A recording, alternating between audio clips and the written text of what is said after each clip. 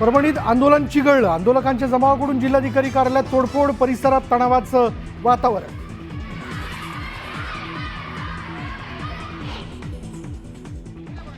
परभणी बंदला हिंसक वळण, मोर्चेकरांकडून काही वाहनांवर दगडफेक आणि जाळपोळ, प्रशासनाकडून शांतता राखण्याचं आवाहन।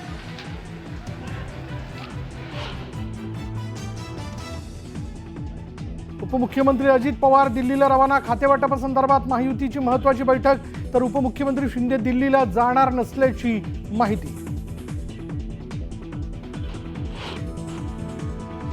मंत्रिमंडळ विस्तार पहिल्यांदाच नागपुरात होण्याची शक्यता, अधिवेशनाच्या आधी होऊ शकतो विस्तार, दिल्लीत होणार यादीवर शिक्कामोर्तब।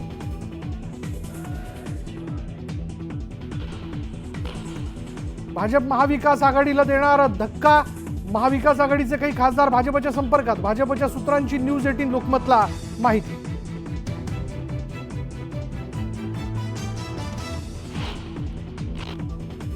विधानसभेच्या विरोधी पक्ष नेतेपदासाठी अद्याप अर्ज नाही, विरोधकांकडून अर्ज आल्यानंतर विचार करू, न्यूज 18 लोकमतला विधानसभा अध्यक्ष राहुल नार्वेकरांची माहिती।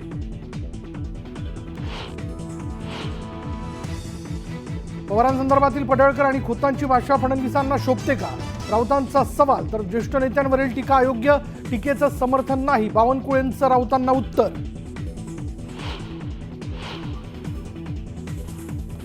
राज्यात बनावट औषधांचा भांडाफोड, 11 जिल्ह्यांमध्ये विकली गेली आहेत बनावट औषधं, ठाण्यातील वागळे इस्टेट आणि भिवंडीमधील शांतीनगर भागातून ऑपरेट केलं जात होतं रॅकेट।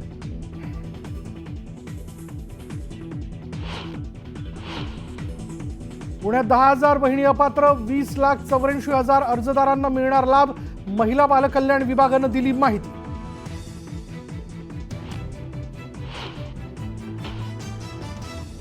बीडमधील सरपंच हत्या प्रकरणी तिसऱ्या आरोपीला बेड्या, पुण्यातून आरोपीला घेतलं ताब्यात, तर 2 पोलिसांच्या निलंबनाचा प्रस्ताव।